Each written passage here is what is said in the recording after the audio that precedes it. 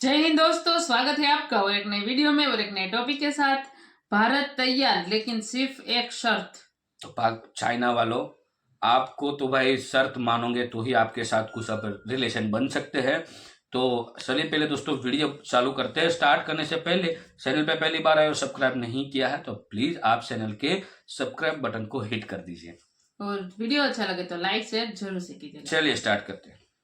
नमस्कार दोस्तों, स्वागत है आपका हिंदी नॉलेज शो में। तो दोस्तों, एक पुरानी कहावत है, hit him where it hurts. मतलब कि अगर तुम्हें लगता है कि तुम्हारा जो दुश्मन है तुमसे बलवान है या तुमसे ज़्यादा पैसे वाला है, तो ऐसे में तुम्हें उसके खिलाफ ज़्यादा मारने के मौके नहीं मिलेंगे, कुछ ही मौके मिलेंगे। और ऐसे में अगर तुम्हें जीतना है तो उन कुछ मौकों को वहाँ इस्तेमाल करो जहाँ उसे सबसे ज़्यादा दर्द पहुँचे, जहाँ वो ख़त्म हो जाए। भारत गलवान घाटी की हिंसा के बाद से ही पिछले 3.5 सालों से चीन के साथ यही कर रहा है। हम चुन चुन कर चीन के खिलाफ ऐसे फैसले ले रहे हैं जहां चीन को दर्द होता हो, और वो दर्द अब चीन की चीखों में बदलना शुरू हो चुका है। दरअसल आप अपनी स्क्रीन पर देखिए, खबर निकलकर सामने ये आई है कि भारत ने ऑफिशियली ये बात कह दी है कि पिछले 3.5 सालों में चाइनीज इन्वेस्टमेंट को लेकर जो हमने कठोर कानून बनाए हैं, हम उनमें ढिलाई बरतने को तैयार हैं, बशर्ते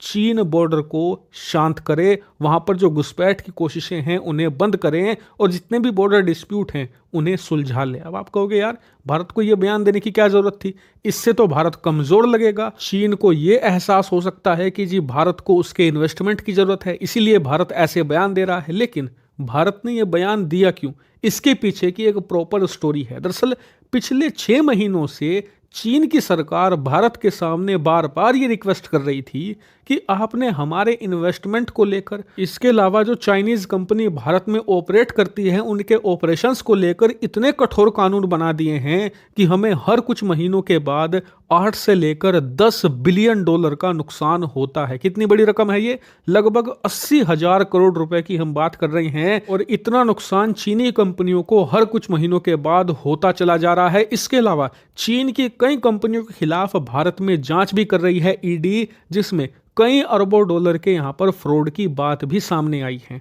इससे चीनी कंपनियों का भारत में ऑपरेट कर पाना दूभर हो चुका है और वो इससे परेशान है। इसलिए चीनी कंपनियां अपनी सरकार पर यह प्रेशर बना रही है कि भारत के साथ बातचीत करो और मामले को सुलझाओ, वरना हम तो बर्बाद हो जाएंगे। और चीनी कंपनियों का यह दबाव कम्युनिस्ट सरकार पर पिछले 1 साल में बम्पर तरीके से बढ़ा है। क्यों? क्योंकि चीन के अंदर ही चीनी कंपनियों के हालात खस्ता हैं। वहां पर जो इकोनॉमिक क्राइसिस है वो बहुत ज़्यादा डीप होता चला जा रहा है। इसके अलावा जो चाइनीज़ कस्टमर हैं, अब वो सामान कम खरीद रहे हैं। ऐसे में चीनी कंपनियां अगर सरवाइव करना चाहती हैं तो भारतीय मार्केट उनके पास एकमात्र ऑप्शन है, क्योंकि दुनिया में भारत ही एक ऐसी इकोनॉमी है जो भयानक रफ्तार से आगे बढ़ रही है। इसके अलावा भारत में सामानों की डिमांड भी बहुत ज़्यादा है। कोई भी कंपनी आती है, कुछ भी लॉन्च करती है, भारत में वो हिट हो जाता है, भले ही उसकी कीमत 10 रुपये हो, 10,000 हो या फिर 1.5 लाख ही क्यों ना हो। आईफोन वगैरह या फिर सैमसंग के जो नए फ़ोन आए हैं सारे 1.5 लाख के हैं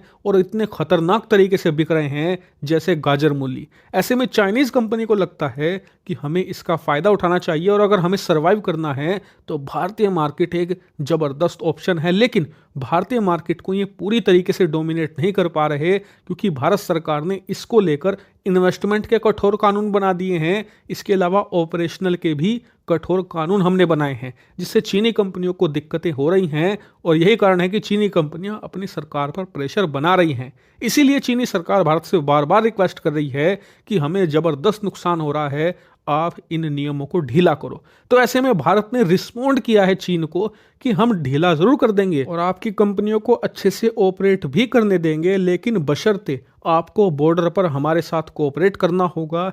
जो भी आपने डिस्प्यूट खड़े किए हैं उन्हें शांत करवाना होगा और फिर से कोई नया बखेड़ा नहीं खड़ा करना होगा। यही हमारी शर्त है। अगर आपको मंजूर है तो बातचीत के टेबल पर आ जाइए, वरना अपने घर रहिए। हालांकि बताया जा रहा है कि चीनी पक्ष इसको लेकर अब गंभीरता से विचार कर रहा है, क्योंकि उन्हें पता है कि उनकी इकोनॉमी का सवाल है, उनके कंपनियों के भविष्य का सवाल है। क्योंकि जो चीन की कंपनियां भी हैं वो भी कम्युनिस्ट पार्टी के मेंबर ही चलाते हैं। ऐसे में कम्युनिस्ट पार्टी का ये पर्सनल नुकसान होगा अगर चीन की कंपनियां डूबती हैं तो। यानी कि भारत ने वहीं हिट किया है चीन को जहां उसे सबसे ज्यादा दर्द होता है, मतलब कि चीन की कम्युनिस्ट पार्टी को। हालांकि इस मामले पर या इस पूरे प्रपोजल को लेकर दोनों पक्ष आगे बढ़ते हैं तो सबसे पहले खबर आपको यहीं मिलेगी, इसीलिए चैनल को सब्सक्राइब कर लेना।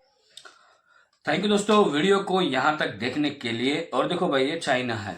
हाँ। और चाइना में प्रॉब्लम यही था, जब गलवान घाटी के बारे में आपने सुना होगा, वहां पे हाथापाई हुई थी, क्योंकि चाइना के साथ तो एक टीटी है कि हम हथियार से नहीं लड़ाई करेंगे, कुछ होगा तो उन लोगों ने जैसे वो कांटे वाली तार लेकर ये सब कुछ हुआ था। आपको याद ही होगा, 3 या 4 साल होने को आया है, तो उसका बदला लिया जा रहा है। अब कई सारे लोग ऐसे थे, वो बोल रहे थे कि भाई चाइना के साथ ये हुआ, फलाना हुआ, ये सरकार ने कुछ नहीं किया, चाइना के सामने झुक गई। तो भाई सरकार झुकी नहीं है, ठीक है। सरकार ऐसे नहीं तो वैसे उंगली पकड़ेगी। मोदी जी ने कहा था हमारे देश के पास इतनी ताकत है ना कि हमें युद्ध करने की जरूरत नहीं है, लोग ऐसे ही समझ जाएंगे। तो यही ताकत है जिसको बोलते हैं कूटनीतिक तौर। तो सॉरी, थोड़ी हंसी रुकी नहीं तो आ गई, लेकिन ये चाइना के साथ करना बहुत जरूरी था, क्योंकि गलवान घाटी और जो हमारी डिस्प्यूट वाली जो बॉर्डर है वहां पे चाइना ने अब तक कुछ नहीं किया है, ठीक है। और लेकिन कोशिश तो करता ही रहता है। हाँ, उसकी आदत है उसको। देखो नेपाल, ठीक है, ये सब कुछ अठियाना है, तो वो करता रहेगा। तो उसको समझाने के लिए यही तौर है, क्योंकि चाइना के साथ युद्ध करके और किसी के भी साथ युद्ध करके कोई फायदा नहीं, दोनों साइड नुकसान तो होता ही होता है। और हम इतने अब आगे निकल चुके हैं तो हमें पीछे मुड़ के देखना भी नहीं है। दूसरी बात है, चाइना अभी रिक्वेस्ट कर रहा है कि जो भी सैंक्शन लगाए गए हैं, जो भी मतलब ये ट्रेड करने के लिए, क्योंकि अभी क्या प्रॉब्लम होता है, चाइना का जो स्टॉक मार्केट है ना, बहुत बुरी हालत में, उसकी इकोनॉमी बहुत क्रैश हो रही है इकोनॉमी, और बहुत ही तौर पर ये डाउन हो रहा है उसका स्टॉक मार्केट। खुद चाइना जो गवर्नमेंट है, उसकी जो कम्युनिस्ट पार्टी है, वो खुद पैसा डाल के कंट्रोल कर रही है करीबन 2 सालों से, बट नहीं हो पा रहा है। करीबन 4 बार पैसा डाला है स्टॉक मार्केट में कम्युनिस्ट पार्टी ने, फिर भी उसमें कोई मतलब अच्छी न्यूज उसको दिख नहीं रही, चेंजेस नहीं मिल रहा है। तो चाइना अब क्या कर रहा है, भारत को भी, बहुत सारे देशों को रिक्वेस्ट कर रहा है। तो ये उसको पहले समझना था, ठीक है। उसको ताइवान के साथ युद्ध करना है, भारत के साथ युद्ध करना है, नेपाल, ये सब कुछ उसको चाहिए, ठीक है, युद्ध करना है उनको। तो फिर तो यही हालत होगी। और चाइना को इतना स्ट्रॉन्ग कंट्री, इतना इंटेलिजेंट कंट्री है, तो उसके साथ ऐसे कूटनीतिक तौर पे ही जीत मिल सकती है। बाकी मेरे को कोई ऑप्शन नहीं दिख रहा। जो भी देश जिसकी आबादी 100 करोड़ से अप हो, ऐसे 2 देश है पूरे विश्व में, एक है भारत, दूसरा है चाइना। इन देशों के साथ हमें, मतलब हम तो भारतीय है, और चाइना जैसे कंट्री के साथ जीतना हो तो हम हथियार और युद्धों से नहीं जीत सकते, उसके साथ कूटनीतिक तौर पे ही जीत सकते हैं।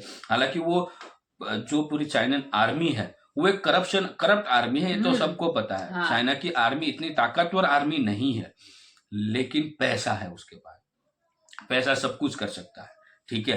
तो इसीलिए इसके साथ कूटनीतिक तौर पे ही जीत मिल सकती है। तो जो किया है सरकार ने सही किया है, क्योंकि पहले देश भाई, कोई भी हमारे भारत की कोई भी होगा, वो यही बोलेगा नेशन फर्स्ट, फिर देखा जाएगा आगे क्या है। फिर आएगा हिंदू कौन, मुस्लिम कौन, ये फिर बात की बात। पहले देश, अटल बिहारी वाजपेयी जी ने कहा है ना, सरकार आएगी जाएगी, पार्टियां बनेगी बिगड़ेगी, देश नहीं बिगड़ना चाहिए, देश नहीं मिटना चाहिए। तो यही होना चाहिए दोस्तों, देश के साथ रहो, नेशन फर्स्ट, देश के बने रहो। और बीच में जो कुछ से मुंह उठा के आ जाते हैं ना, नायब बिना, देश के विरोध बातें करने के, तो मोदी जी का तो विरोध करते ही करते हैं, उसमें तो हमें कोई दिक्कत नहीं है। किसी को भाई पार्टी है या तो कोई आवाम है, उसके नेता का विरोध करे, उसमें कुछ गलत चीज नहीं है, करो, कोई दिक्कत नहीं। लेकिन उनको भूल के आप देश का विरोध करने लगते हो ना, वहां पे प्रॉब्लम आती है। बाकी दोस्तों वीडियो आपको कैसी लगी कमेंट में लिखकर आप हमें जरूर बताइएगा। फिलहाल हम आपसे विदाई ले रहे हैं, मिलते हैं और एक नए वीडियो में आपके साथ दोस्तों। टिल देन, जय हिंद, जय भारत।